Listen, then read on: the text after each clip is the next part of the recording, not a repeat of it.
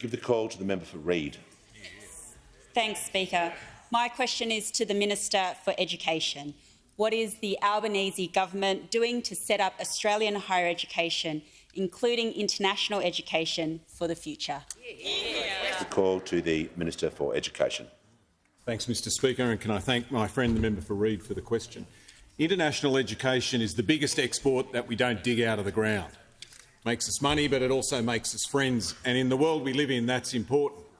This is a $40 billion industry that was smashed by COVID, basically cut in half. It's coming back now, but there's a lot more work to do.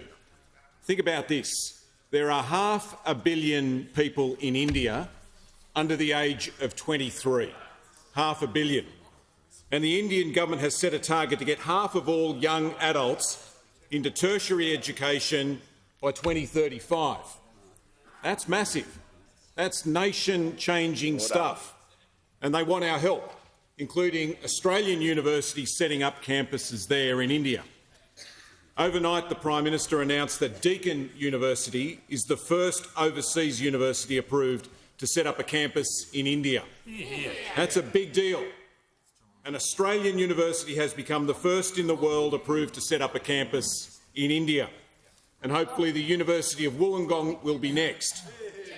That's good for Australia, it's good for India, it shows how good our universities are, and it shows how strong and deep the partnership is between our two countries.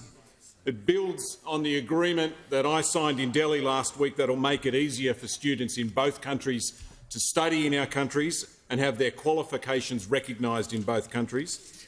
That's the broadest agreement of its kind that India has ever signed with another country to date. Here at home, we're working on our own higher education plan, the Universities Accord, and a big part of that is making sure that more Aussies get a crack at going to university.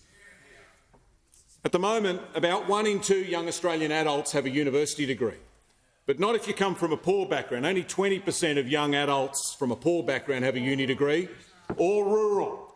Only 20% of people from the bush have a university degree if they're in their 20s or 30s, only 7% if they're Indigenous Australians. We've got to change that. The first step there is the 20,000 extra uni places that we've funded to help people like that, people from poor backgrounds in the bush, Indigenous Australians. One of those 20,000 is a bloke called Dylan. He worked as a labourer last year building the new Western Sydney University campus in my neck of the woods in Bankstown. And this week he started there as a student. At the same place he helped build, he's now studying to become a school teacher.